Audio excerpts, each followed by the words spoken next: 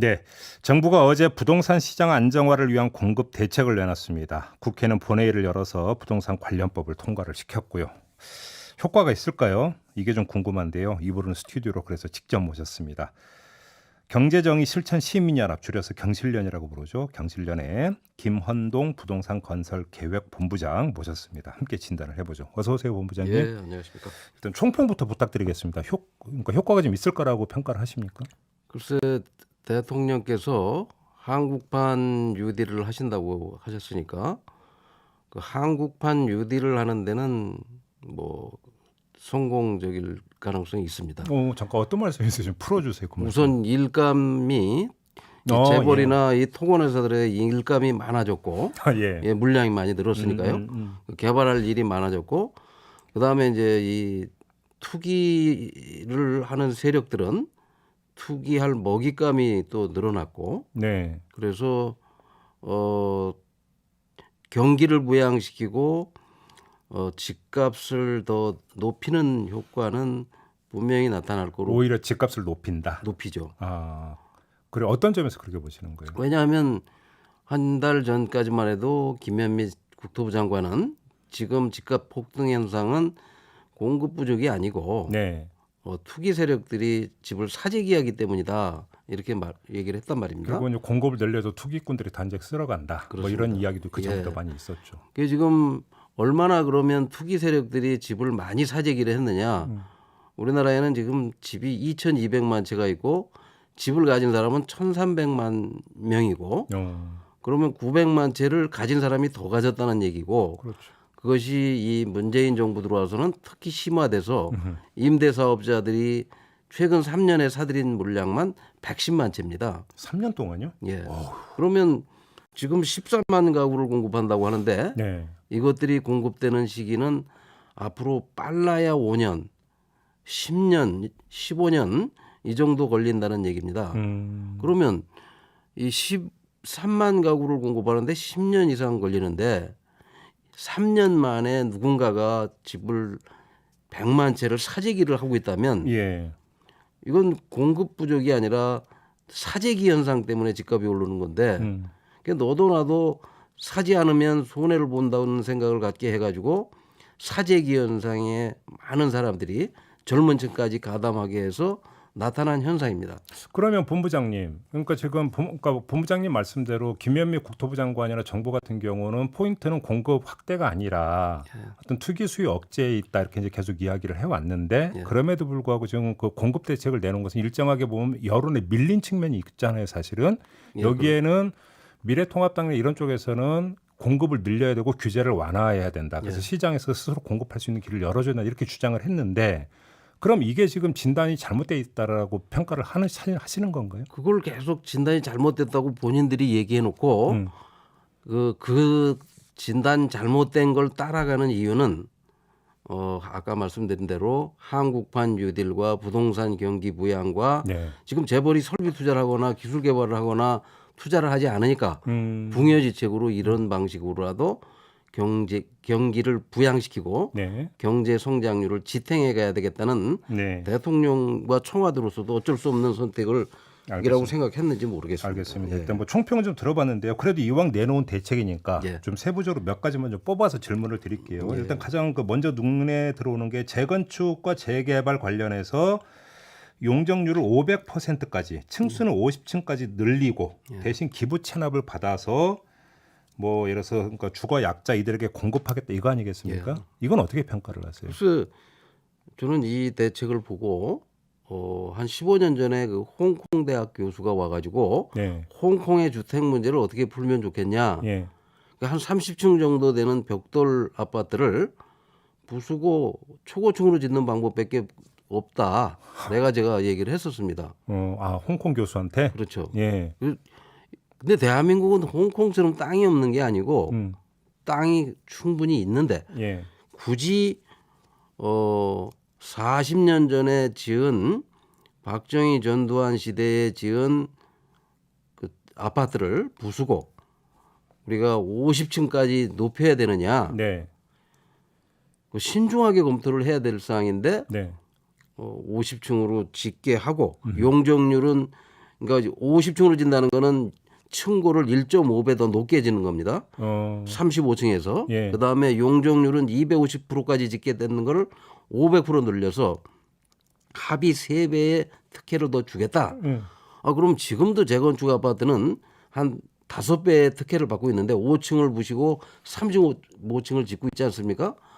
근데 거기다 대고 또 더 3배의 특혜를 주면 재건축 아파트가 어떻게 되겠습니까?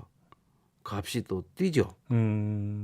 그러면 재건축 아파트 가격이 더 뛰게 만들어서 강남 아파트 값을 더 자극시키면 예. 그게 무슨 집값 안정 효과가 나타날까? 제가 보기엔 다음 주나 한 달 내에 또 다른 뭐 대책이 나오든지 뭔가 부랴부랴 또 허둥지둥 뭔가를 내놓지 않을까? 그러면 정부가 어제 그래서 바로 이제 그걸 얘기하면서 이제 여기서 이제 특혜 부분이 있는 것을 환수를 하겠다. 그 환수된다는 부분이 예. 늘어난 거에 50%, 2배 늘려주고 50%를 환수한다는 건데 예. 그럼 지금도 특혜를 누리고 있는데 거기다 50%를 그 사람들한테 더 주겠다는 얘기 아니겠습니까?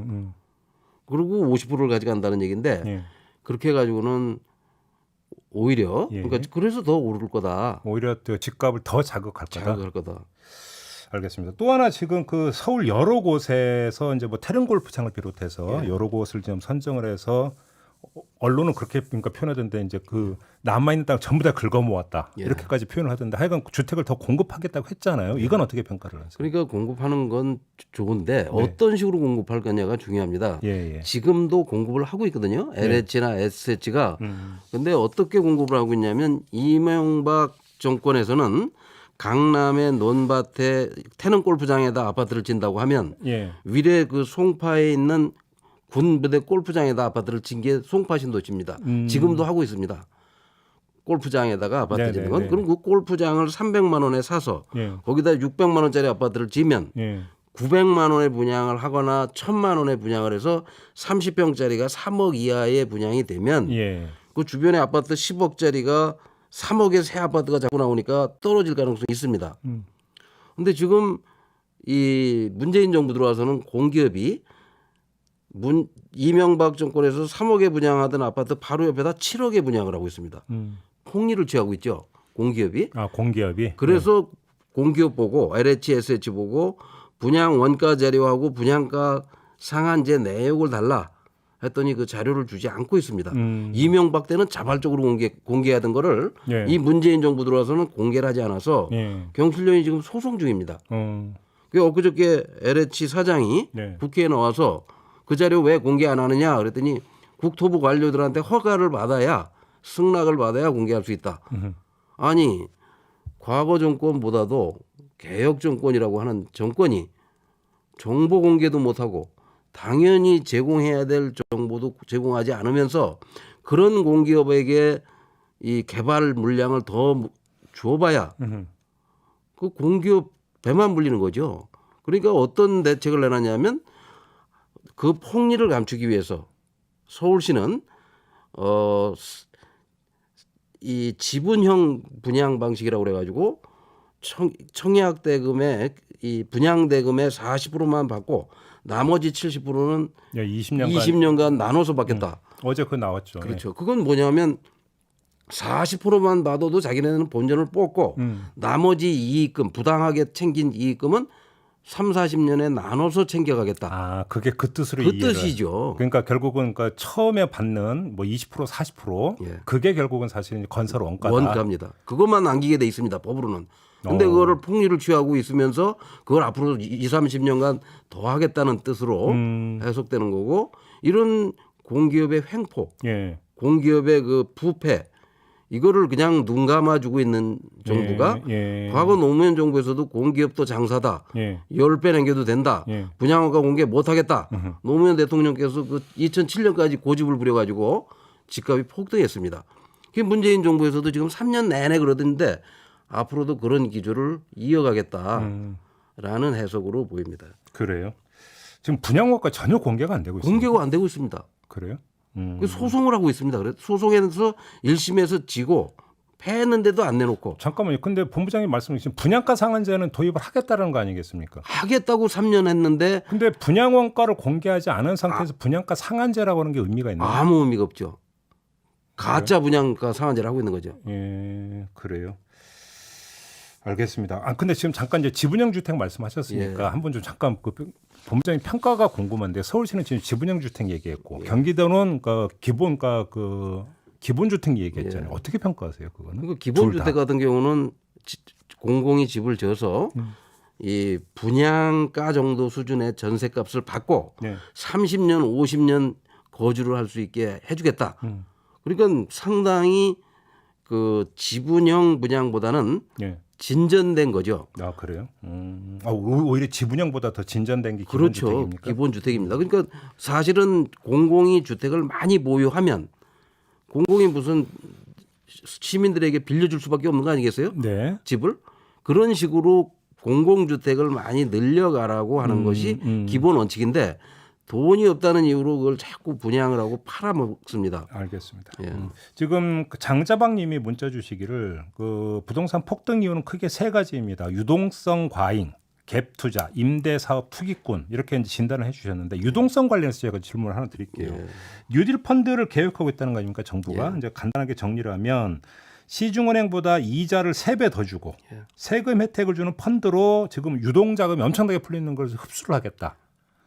이 구상이라는데 이건 어떻게 평가를 하세요? 글쎄 지금 그만큼 공기업이나 이 아파트 사업을 해서 엄청난 이익이 남으니까 네. 그냥 시중은행보다 3배의 이자를 주고도 큰 돈이 남으니 그렇게 하겠다는 건데 네. 그건 결국은 이 아파트 분양가에 바가지를 씌워서 돈을 벌어다가 그 사람들 돈을 주겠다는 겁니다. 네. 시중에 유동성이 많은 이유는 아까 말씀드린 대로 기업이 기술 개발이나 설비 투자를 하지 않고 전부 아파트 장사를 하기 때문에 네. 손쉽게 돈을 벌 수 있는 아파트 장사를 하기 때문인데 그다음에 유동성이 아무리 많더라도 네. 아파트 값이 계속 떨어지고 집값이 떨어지면 예. 그 돈이 부동산으로 오지 않습니다. 손해를 보는데 누가 그 부동산에다 투자를 하겠어요? 그렇죠.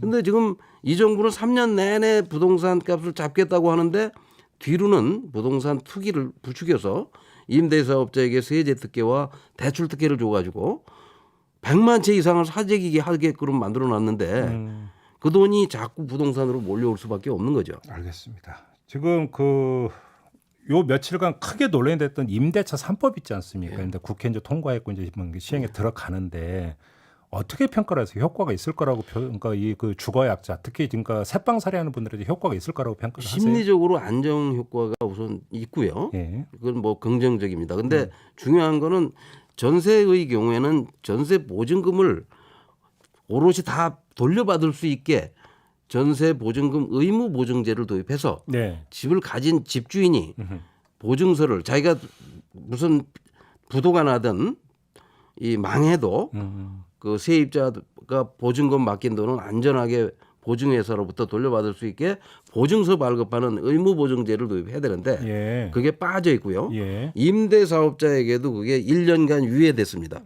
그래서 그거는 조금 부족하고 다만 지금 뭐 국회에서 박수를 받았다는 얘기를 들었는데 유니스 의원. 예. 예. 그 전세 물량이 없어질 거다. 4년 뒤에. 저는 전혀 아닙니다. 돈이 지금 10억 가진 사람이 100억어치 주택을 갖기 위해서 네.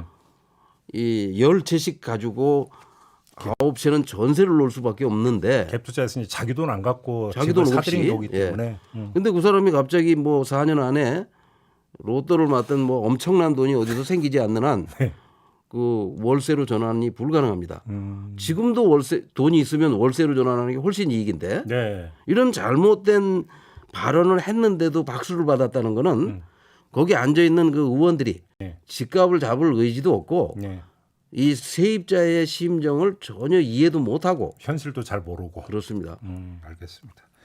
마무리해야 되는데 지금 하고 싶은 말씀에 10분의 1도 못 하셨죠? 예. 지금 마무리를 해야 되는데요. 나중에 다시 한번 모시겠습니다, 본부장님. 우선 국토부 장관, 네.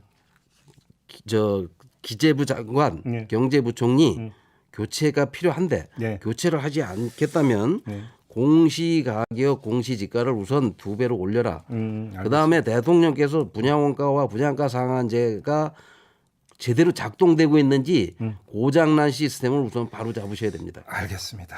자, 그 점 강조해 주신 거 전달이 됐을 거라고 생각하고요. 이만 마치도록 하겠습니다. 고맙습니다, 본부장님. 예. 지금까지 김원동 경실련 부동산 건설 계획 본부장이었습니다.